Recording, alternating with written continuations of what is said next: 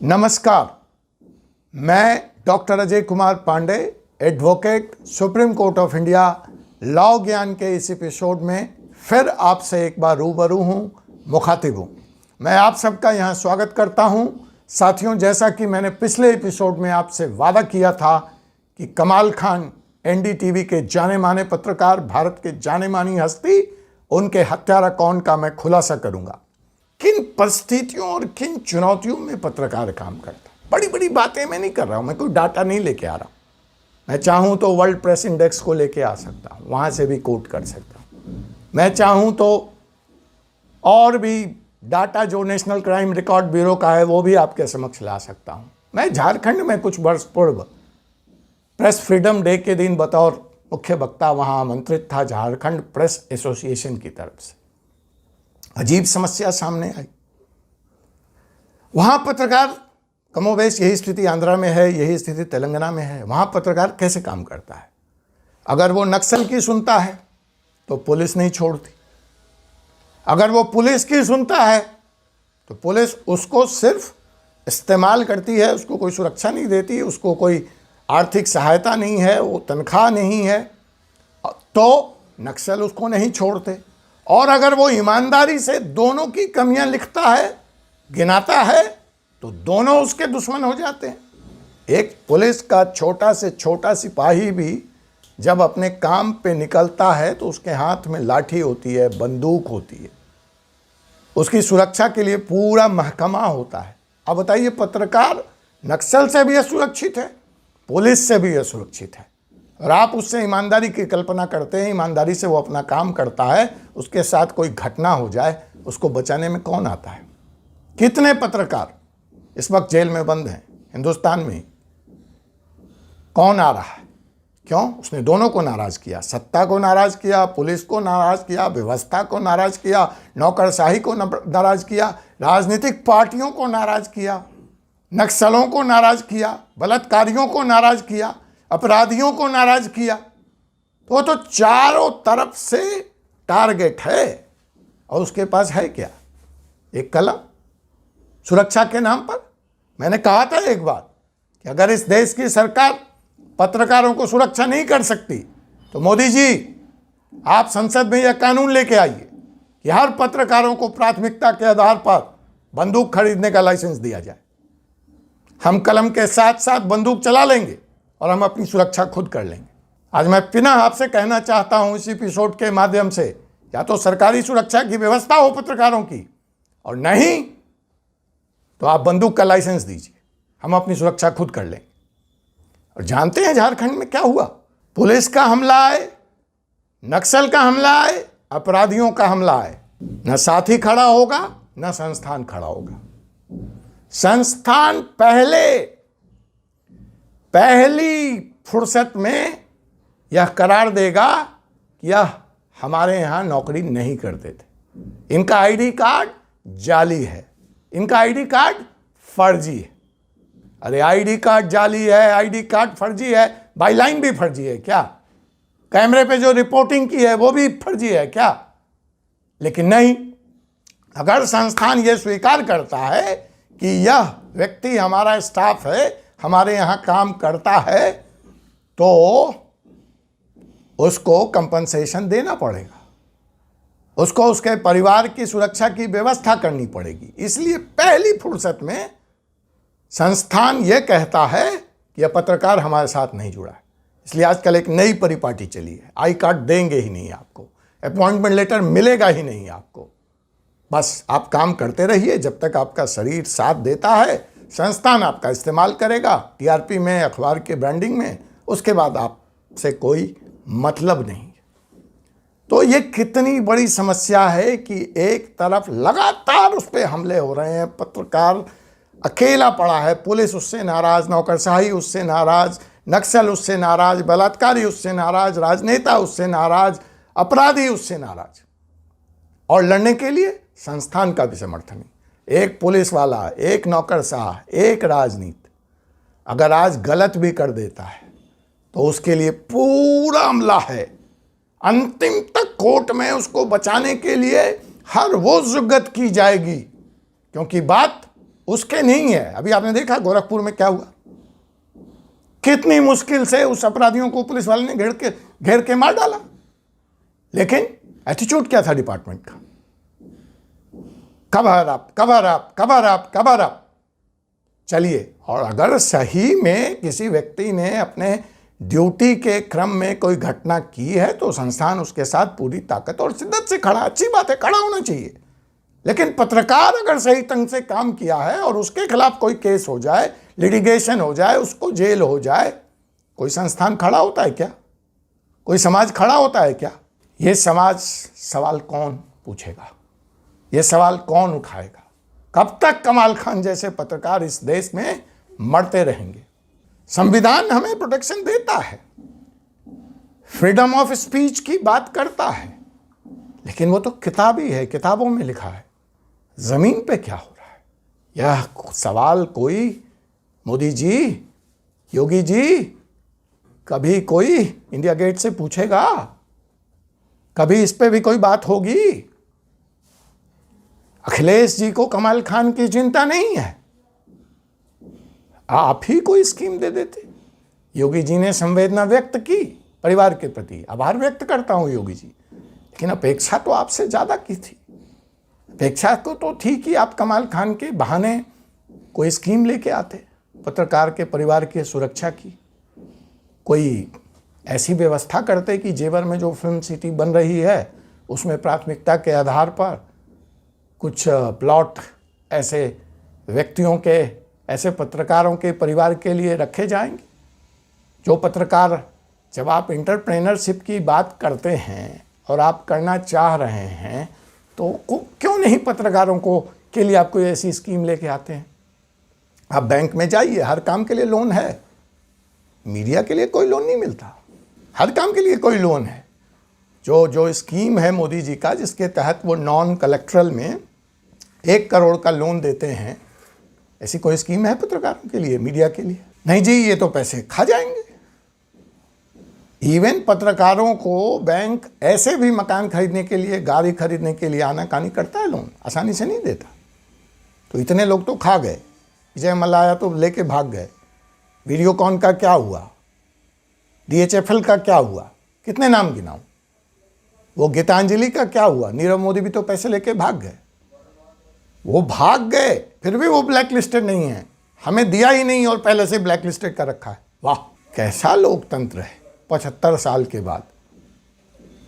काम चाहिए ईमानदारी का, एंटरप्रेन्योरशिप के लिए लोन नहीं, मालिक को दे देंगे, हमें नहीं देंगे, हमारे लिए कोई आरक्षण नहीं। तो मोदी जी और योगी जी कुछ सोचिए। आपसे ही उम्मीद है इस देश को, कोई ऐसी पॉलिसी लेके आइए कि आप मीडिया हाउस की मदद मत कीजिए, मालिकानों की मदद मत कीजिए। उन्हें तो बड़ी बड़ी अट्टालिकाएं आपने दे दी हैं। यहाँ की सरकारों ने ITO पे, कनॉट प्लेस में बड़े बड़े भवन हैं, करोड़ों का किराया आ रहा है। कभी उनके लिए भी सोचिए जो उन संस्थानों में काम करते हैं, बंधुआ मजदूर हैं। पहले कम से कम नौकरी की गारंटी होती थी, अब तो सब कॉन्ट्रैक्ट लेबर है, ठेकेदारी प्रथा के तहत काम कर रहे हैं। तो साथियों, यह कुछ चंद सवाल हैं जो मुझे उद्वेलित करते हैं। मुझे भी गुस्सा आता है, आपको भी आता है क्या? तो अगर आपको भी गुस्सा आता है और मेरे सवालात सही लगते हैं तो पत्रकार की तरफ उंगली ज़रूर उठाइए, लेकिन उसकी सुरक्षा के लिए मुट्ठियां भी बांधकर खड़े होना भी सीखिए और हमारी आवाज़ से आवाज़ मिलाइए, ताकि इस देश में स्वतंत्रता की पत्रकारिता हो सके, स्वच्छता की पत्रकारिता हो सके और कुछ इनके घर वालों का भी कदर हो सके, सम्मान हो सके। यह बात इसलिए ज़रूरी है कि तेवर बदल रहे हैं। स्वतंत्रता का अर्थ आप समझते हैं। अगर ये दौर जारी रहा तो पत्रकारिता कल को कोई भी टैलेंटेड व्यक्ति नहीं करना चाहेगा। फिर यहां ज्यादा भ्रष्टाचार होगा, फिर यहां ज्यादा ब्लैकमेलिंग होगी, फिर आप शिकायत करेंगे कि पत्रकार भी पत्रकारिता करते हैं, ब्लैकमेलिंग करते हैं। लेकिन मैं ये इसको जस्टिफिकेशन नहीं दिखा रहा हूं कि उनकी सुरक्षा नहीं है, लेकिन टैलेंट आना इस पेशे में बंद हो जाएगा। और जब टैलेंट आना बंद हो जाएगा इस पेशे में, तो किस तरह की पत्रकारिता होगी, किस तरह का अखबार निकलेगा, किस तरह का टीवी चैनल होगा, किस तरह का सोशल मीडिया होगा, यह मुझे बताने की ज़रूरत नहीं है, यह आप तय करेंगे। नए साल में हम प्रवेश कर रहे हैं, यह पहला महीना है। चुनौतियां सिर्फ भारत में नहीं हैं, ग्लोबल स्तर पे भी हैं। आप देख रहे हैं पड़ोस के मुल्क में तालिबान का कब्जा हो चुका है। बेलारूस में पूरी हवाई जहाज़ अगवा कर ली गई। हांगकांग और चाइना में किस तरह से चाइनीज सरकार ने, वहाँ कम्युनिस्ट बात करते हैं प्रेस स्वतंत्रता की, लेकिन चाइना में जब प्रेस स्वतंत्रता पे हमला होता है तो किसी कम्युनिस्ट पार्टी के नेता का बयान नहीं आता। भारत में हांगकांग में खबर छापने पे किस तरह से पुलिस का जखीरा लगा करके उठा लिया गया पत्रकारों को और अखबारों को, इस पे कोई बात नहीं होती है। और ऐसी ही एक घटना अभी कश्मीर में हुई है साथियों। वहाँ के प्रेस क्लब पे कब्जा कर लिया बंदूक लेके, कोई आवाज़ नहीं आई, किसी की नहीं आई। तो ये जो दोहरा मापदंड है, इससे देश कैसे चलेगा। एक और बड़ी इंटरेस्टिंग बात याद आ गई। अभी एक नया कानून लाया है भारत सरकार ने कि अब जम्मू एंड कश्मीर भारत का 370 जब से हटा दिया गया तो एक और राज्यों की तरह दर्जा है। तो जब वो एक और राज्यों की तरह दर्जा है तो वहाँ पे भारतीय सेवा के अधिकारी पोस्ट होंगे, IAS, IPS, और वो यहाँ से जाएंगे। जब वो इस पोस्टिंग पे जाएंगे तो इसको हार्ड पोस्टिंग मानी जाएगी। सेना के लिए पहले से व्यवस्था है, डिस्टर्ब्ड एरिया। तो जब वो वहाँ किसी सेना के अधिकारी की पोस्टिंग होती है या हमारे पैरामिलिट्री के वीर सिपाहियों की नियुक्ति होती है, अफसरों की, जांबाज अफसरों की नियुक्ति होती है, तो उनको विशेष भत्ता मिलता है। उनको बाद में चॉइस की पोस्टिंग दी जाती है। उनकी फैमिली को दिल्ली में या वो जहाँ बड़े शहरों में रहना चाहते हैं वहाँ सरकारी मकान दिया जाता है ताकि उनके बच्चे पढ़ सकें और वो सीमा पे देश की रक्षा कर सके, डिस्टर्ब्ड एरिया में रक्षा। बड़ी अच्छी नीति है। पत्रकार किस श्रेणी में आता है भाई? पत्रकार भी तो दिल्ली से जाके, बिहार से जाके, यूपी से जाके जम्मू कश्मीर में काम कर रहा है बिना किसी सुरक्षा व्यवस्था के। उसको कोई विशेष भत्ता है? उसके परिवार के लिए कोई प्रावधान है? उसके बच्चों को कहीं रखा गया? नहीं रखा गया। मैं खुद जम्मू कश्मीर में पोस्टेड रहा हूँ साथियों। उसी दौर में रात को अकेले बिना किसी सुरक्षा के 1:30 बजे 2 बजे अखबार छोड़ करके घर जाना, रास्ते में क्या हो जाए, मेरे परिवार का क्या होगा, मेरे बच्चों का क्या होगा। लाख रुपए की भी इंश्योरेंस पॉलिसी नहीं थी क्योंकि मेरी तनख्वाह इतनी नहीं थी कि मैं प्रीमियम ही नहीं दे सकता था। सरकार की तरफ से कुछ नहीं, संस्थान की तरफ से कुछ नहीं। सेना के खिलाफ लिखो तो वहाँ का सैन्य अधिकारी नाराज, पुलिस के खिलाफ लिखा है, उनकी ज्यादतियों का विरोध किया तो पुलिस के अधिकारी नाराज, और आतंकवादी तो नाराज होगा ही। तो हम तो भगवान भरोसे ही थे, 2 साल काट आए, वहाँ बच गए, मेरी किस्मत है। न जाने ऐसे कितने पत्रकार चले गए बेचारे, हमें उनका नाम भी नहीं पता, हम उनको याद भी नहीं करते। उनके परिवार भीख मांगने को मजबूर हैं, हमारी सेहत पे कोई बात। तो IAS, IPS के लिए हार्ड पोस्टिंग, विशेष भत्ता, सैनिकों के लिए विशेष भत्ता, पत्रकारों के लिए ठन ठन गोपाला, पत्रकारों के लिए ठन ठन गोपाला। तो ये ठन ठन गोपाला आप देंगे और बदले में आप डंके की चोट पर ईमानदारी चाहेंगे। मैं तो कुछ नहीं कह सकता, आप दर्शक हैं, आप जनता हैं, आप बड़े बड़े लोग हैं, आप तय करें इस देश के भविष्य का, इस देश की नीति निर्धारण का। म्यांमार में सैन्य विद्रोह हो रहा है, वहाँ पत्रकार को काम करना है। 500 जर्नलिस्ट इस वक्त जेल में हैं, 60 उसमें से महिलाएं हैं। कोई चर्चा होती है? मैं ग्लोबल आंकड़ा दे रहा हूँ, मैं भारत की बात नहीं कर रहा। भारत में भी 20-25 हैं जेल में, कोई चर्चा नहीं है, कोई संस्थान उनके लिए खड़ा नहीं है। तो ये कैसे चलेगा? 46 जर्नलिस्ट पिछले साल मारे गए, 46। अगर मैं एवरेज बात करूं तो प्रति सप्ताह अपना काम करते हुए एक पत्रकार कहीं मारा जा रहा है। मैं वो हृदय गति रुकने वाली मौत की चर्चा नहीं कर रहा, उनको नहीं गिर रहा। गोली से हत्या जिसकी की जा रही है, मर्डर किया जा रहा है, हमला किया जा रहा है, ये स्थिति है साथियों। अब आप कहेंगे कि अजय जी, डॉक्टर अजय पांडे, आप तो बहुत निराशावादी बात कर रहे हैं। अब वस्तु स्थिति ये बताती है, फैक्ट ये बताता है, तो मैं कहाँ से इसमें आशा की किरण ढूंढूं?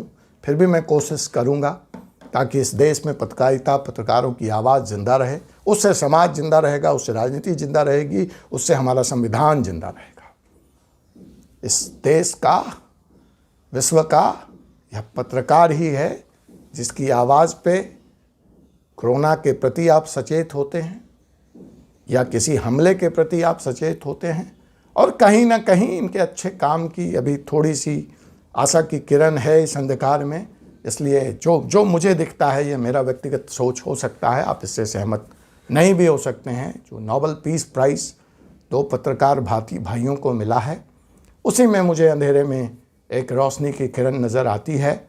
मारिया रेशा और दिमित्री मर्तवा, इन 2 लोगों को नोबेल पुरस्कार से नवाजा गया है। तो मुझे ऐसा लगता है कि अभी विश्व को, इस देश को ऐसे बुलंद आवाज़ की, ऐसे स्वतंत्र आवाज़ की ज़रूरत है। और भाई कमाल खान जब तक ज़िंदा रहे, सवाल उठाते रहे, और जाते जाते भी सवालों का एक सिलसिला हमारे साथ छोड़ गए हैं, जिसका जवाब ढूंढना हम पत्रकार साथियों का, हम समाज के लोगों का काम है।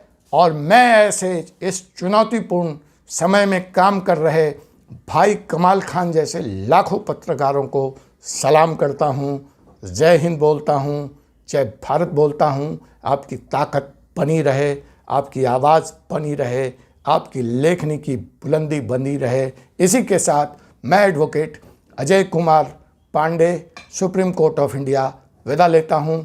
आपसे मुलाकात होगी एक ऐसे ही संसदीय खेज विषय पर, एक ऐसे ही गर्मा गर्म बहस को लेकर बहुत जल्द। तब तक के लिए विदा। मुझे याद आता है नेपोलियन, जिसने कहा था कि अगर युद्ध मुकाबिल हो तो तोप नहीं, अखबार निकालो। और मुझे आज भी यह विश्वास है कि चाहे वह युद्ध गरीबी का हो, चाहे वह युद्ध बीमारी से हो, उसको, या वह युद्ध थोपा गया हो चाइना या पाकिस्तान से भारत पर, उसमें अगर कोई विजय दिला सकता है तो वो अखबार ही है, वो टीवी ही है, और वो पत्रकार भाई ही है। धन्यवाद।